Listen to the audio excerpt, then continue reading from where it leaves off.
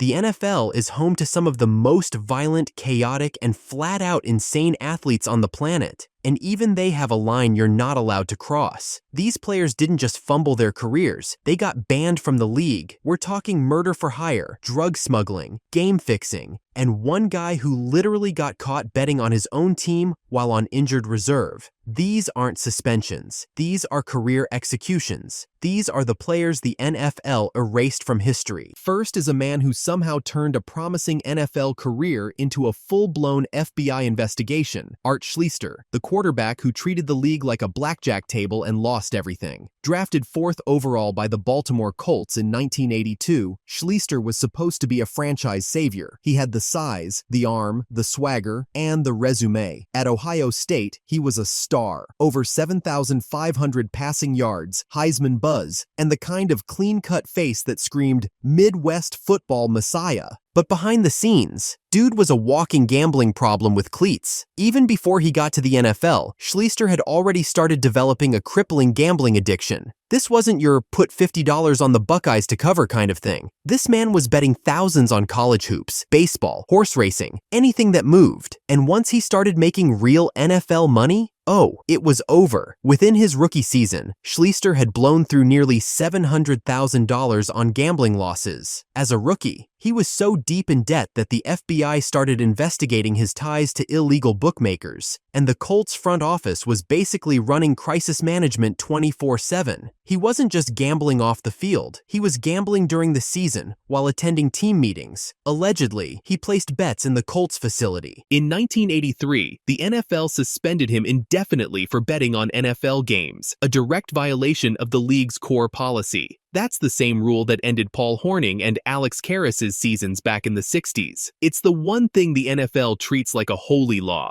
Gamble on games? You're done. But Schlichter somehow got a second chance. He was reinstated in 1984, and the Cincinnati Bengals gave him a shot. Unfortunately, the only thing he brought with him was more debt, more lies, and more gambling. The man couldn't stop. He was like a human roulette wheel on fire. After flaming out in Cincinnati, Schlichter tried the CFL, then the Arena League. And while his football career faded, his gambling didn't. In fact, it got worse. In the 1990s and 2000s, Schlichter morphed into a full-blown con artist, running check-kiting schemes, fraudulent investments, and ticket scams. He bilked millions out of people, friends, family, fans, total strangers. In one case, he sold Ohio State football tickets to dozens of people, took the money, and never delivered. Classic scumbag move. Eventually, the feds caught up with him again. In 2012, he was sentenced to over 11 years in federal prison for wire fraud and money laundering. His victims were mostly older people he met through church groups or recovery programs. It wasn't just fraud, it was predatory. As of now, Schlichter has spent more time in prison than in the NFL. He's been arrested more than 40 times, and yet, somehow, he's still not a household name. Why? Because the NFL basically hit delete on his entire career. No Hall of Fame talk, no redemption arc, no NFL throwback Twitter post, just a silent permanent exile. So no, Art Schlichter wasn't just a bust. He was a full-blown financial hurricane who turned a top 5 draft pick into a 30-year rap sheet. He didn't just fumble the bag, he mortgaged it, bet the proceeds on a Toledo Rockets basketball game, and then forged a refund check when it didn't hit. This man was banned, erased, and buried in NFL memory for one reason. He made gambling look like a lifestyle, not a mistake. And the league, they don't forgive that. Ever. But the next player took things to an entirely different level. If you're looking for the moment the NFL said, okay, we're done with this guy forever, then look no further than Ray Caruth, a former first-round pick who went from promising wide receiver to orchestrating the murder of his pregnant girlfriend. Yeah, you heard that right. Caruth was drafted 27th overall by the Carolina Panthers in 1997. He had speed, route running, and a quiet confidence that made scouts think he could be a long-term wide receiver too at worst, and maybe even a breakout star. In his rookie season, he showed flashes, 44 catches, 545 yards, and 4 touchdowns. Not bad. The Panthers thought they had a building block, but then injuries. Then came the off-field weirdness. And then came the absolute worst story in NFL history. In 1999, Caruth was dating a woman named Sharika Adams, who became pregnant with his child. By most reports, Caruth didn't want the baby, but instead of just walking away like a normal dirtbag, he came up with a different solution. He hired a hitman, Let me repeat that. An NFL player on an active roster hired a guy to murder the mother of his unborn child. On November 16, 1999, Carruth and Cherica left a movie theater in separate cars. As they were driving through Charlotte, Carruth suddenly slowed down, and a second car pulled up beside her and opened fire. Cherica was shot 4 times. In a scene straight out of a nightmare, she managed to call 911 while bleeding out in her car and told the dispatcher that Ray Carruth had set her up. That call saved her son's life. Doctors delivered her baby, named Chancellor Lee Adams, through emergency C-section. Cherica died a month later. Chancellor survived, but was born with severe brain damage due to oxygen loss from the shooting. He lives with cerebral palsy and other permanent disabilities. Carruth didn't turn himself in either. When the police issued a warrant for his arrest, he ran, went full fugitive. Authorities found him hiding in the trunk of a car in Tennessee with $3,900 in cash, bottles of pee, and a cell phone. Like he was trying to speedrun an episode of Cops. He was arrested, tried, and convicted of conspiracy to commit murder, shooting into an occupied vehicle, and using an instrument to destroy an unborn child. He was sentenced to 18 to 24 years in prison. Not the death penalty. He got off lighter than a lot of people expected. He was officially released from prison in 2018. And no, the NFL didn't send a scout to greet him. Ray Carruth is the NFL's ultimate cautionary tale. Not a bad attitude, not drugs, not even gambling. This was murder, planned, premeditated, cold-blooded. He didn't get a suspension. He didn't get a fine. He got erased. To this day, his name barely gets whispered around Panthers fans. There's no highlight reel, no remember when, just shame, tragedy, and the lasting pain of a life he shattered, literally and figuratively. And here's the part that sticks. His son, Chancellor Lee Adams, is alive today. He's nonverbal, disabled, and raised by his grandmother, Cherica's mom, who became the rock of that family. Carruth, he lives in obscurity. No team would touch him, and the league will never let his name resurface. Because Ray Carruth didn't get banned from the NFL, he got banished. Thankfully, this next player was just another degenerate gambler. Let's talk about Josh Shaw, a guy who went from backup defensive back to NFL Trivia Night legend for all the wrong reasons. Shaw wasn't a superstar. He bounced around the league for a few years, mostly playing cornerback and special teams for teams like the Bengals, Chiefs, and Buccaneers. Solid depth piece, stayed quiet, did his job. By 2019, he was with the Arizona Cardinals, sitting on injured reserve with a shoulder injury. And that's when he made his biggest play of the year, except it wasn't on the field. It was at a sportsbook in Las Vegas. Yes, this man bet on NFL games while he was an active NFL player. He was literally collecting a paycheck from the Cardinals while sitting in a Vegas sportsbook, placing multi-leg parlays on games. And just to spice it up a bit, he even included the Cardinals in his bets.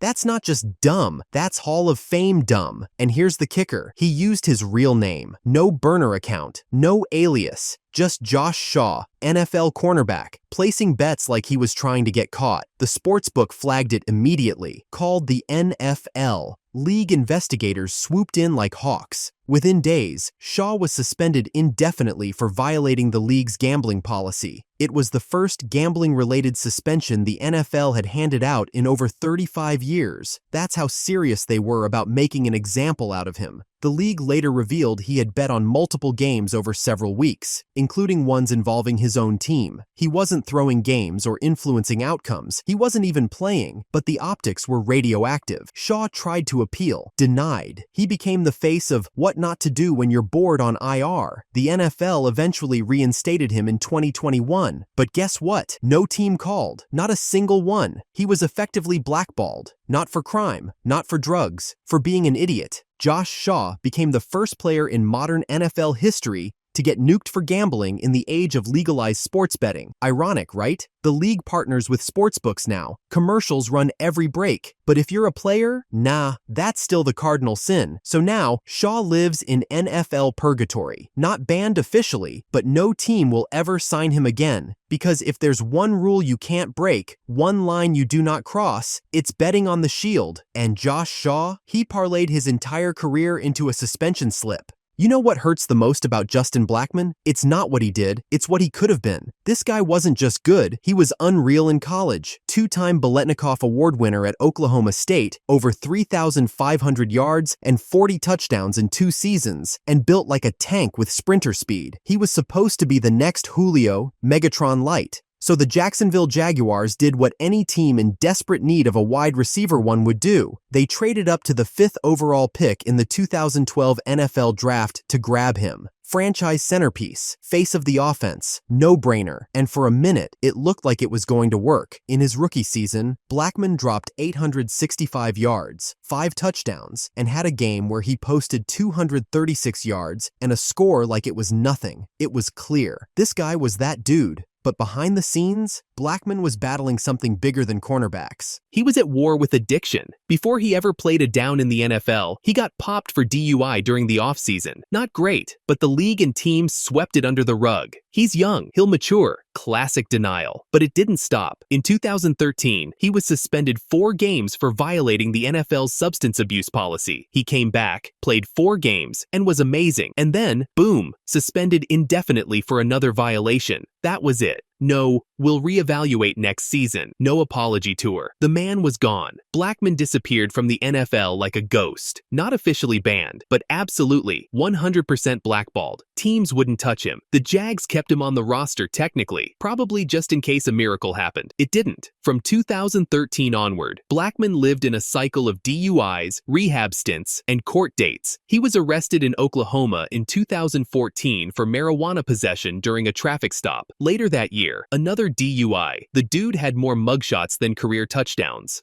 By 2017, the Jaguars quietly released him, not with fanfare, not with a farewell tweet, just deleted. And the saddest part? He never even applied for reinstatement. That's how far gone he was. He didn't even try to come back. No social media, no comeback videos, no one last shot, workout hype. Just silence. Just another guy who had everything and couldn't get out of his own way. Justin Blackmon isn't banned on paper. He's not listed on any suspension list anymore. But in the eyes of the league, he's gone. Erased. Not for gambling, not for crime, just for never beating the bottle. If Calvin Ridley is the cautionary tale for betting, Justin Blackmon is the ghost story teams tell themselves when scouting a guy with red flags and elite talent. He looks great now, but remember Blackmon. Because this wasn't a character issue. This was a man who needed help and never got it in time. In the early 2000s, David Boston looked like the future of the wide receiver position. He was 6 feet 2 inches, 240 pounds of shredded muscle, ran a 4.340, and put up 1,598 receiving yards in 2001 with the Arizona Cardinals. The dude looked like if Calvin Johnson and an action figure had a child. But here's the thing, David Boston wasn't just jacked, he was unnaturally jacked. Rumors started swirling that Boston was abusing steroids and HGH. By the time he signed a $47 million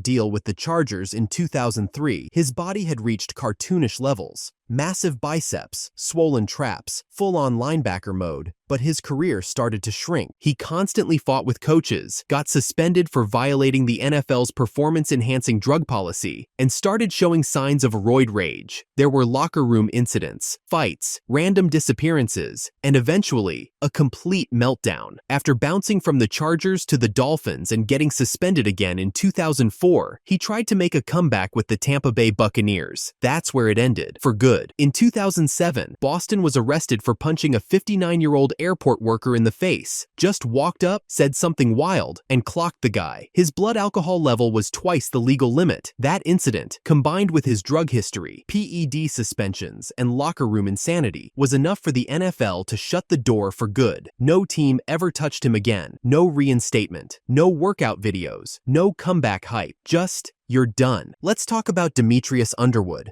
A guy who turned being a first-round pick into a one-man psychological thriller. No drugs, no gambling, no crime spree, just a complete terrifying mental collapse that played out in real time on the NFL stage. In 1999, the Minnesota Vikings drafted Underwood 29th overall, a 6'6" defensive end out of Michigan State who looked like a monster off the edge. Physically, the dude was prototype perfect, strong, quick, and mean in the trenches. Scouts said he was raw, but had serious upside. So what happened? Well, he quit the NFL literally the day after signing his rookie contract. I'm not exaggerating. Underwood showed up to training camp, signed his deal, took part in one practice, and then just left, packed up, walked out, gone. The Vikings were stunned. Teammates thought it was a prank, but Underwood was serious. He said he had philosophical conflicts between football and his religious beliefs, and that he felt called to serve God instead. It turns out that was just the tip of the iceberg. Over the next several months, Underwood began showing signs of a full-blown mental health crisis. He bounced between teams. The Dolphins signed him, hoping he'd get stabilized. That lasted 2 weeks. Then came the Cowboys, who tried to give him one more shot. And for a minute, he actually played. He appeared in 5 games in 2000, recorded a few tackles, but it wasn't sustainable. He began hearing voices, claimed he was being followed, showed up to practice disoriented or not at all. There were reports of him reading scripture to himself for hours, barely speaking to teammates, or breaking into spontaneous rants. Then things got darker. In September 2001, he attempted suicide by slashing his throat in front of police officers. Somehow he survived, but it was clear he was in deep psychological danger. He was eventually diagnosed with bipolar disorder and schizophrenia and began a cycle of hospitalizations, arrests, and psychiatric care. Underwood's football career was over barely a year after it started. But the NFL never formally suspended him. They didn't ban him. They just quietly let him disappear. No follow-up, no mental health program, no second chance. He became a footnote in draft bust lists. Never mind the fact that the guy was screaming for help the entire time.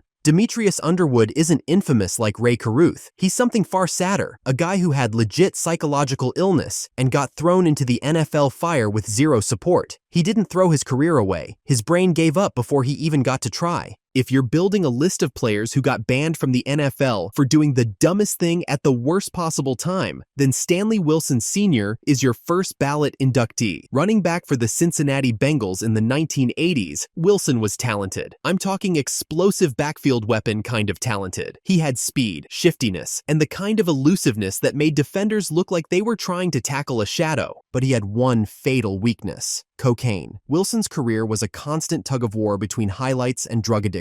He was suspended twice, in 1985 and 1987, for repeated violations of the NFL's substance abuse policy. He missed entire seasons because of it, but every time he got reinstated, he showed flashes of brilliance. The Bengals kept giving him chances, hoping this time would be different. Then came Super Bowl 23rd, January 22nd, 1989. The Bengals were in Miami, preparing to take on the San Francisco 49ers. This was it, the biggest game in franchise history. Wilson had worked his way back from suspension, cleaned up his act, supposedly, and was a key piece of the Bengals' offensive game plan. But the night before the game, while the rest of the team was in meetings and curfew lockdown, Stanley Wilson was in his hotel bathroom, doing cocaine, alone, for hours. The team found him naked, sweating, and completely strung out. He was having a full-blown relapse less than 24 hours before kickoff. And just like that, he was out, not benched, not fined, gone. Head coach Sam Wyche was so shook by the scene that he banned all players from talking about it. The Bengals, already underdogs, were forced to rewrite the entire offensive game plan overnight, and they lost the Super Bowl in a tight one, 20-16. Wilson, that was the last straw, because this was his third strike under the league's substance policy, and in those days, that meant lifetime ban. No appeals, no mercy. The NFL officially banned Stanley Wilson Sr. for life. After that, his life fell apart. Multiple arrests, drug charges, rehab stints, prison time. A few years later, he was sentenced to nearly 23 years for burglary after he broke into a home while high. It was the full collapse of a man who couldn't outrun the addiction that followed him into every huddle. And the wildest part, his son, Stanley Wilson Jr., also made it to the NFL, and also spiraled into mental health issues and bizarre arrests before tragically dying in police custody in 2023. It's one of the saddest family legacies in league history. So yeah,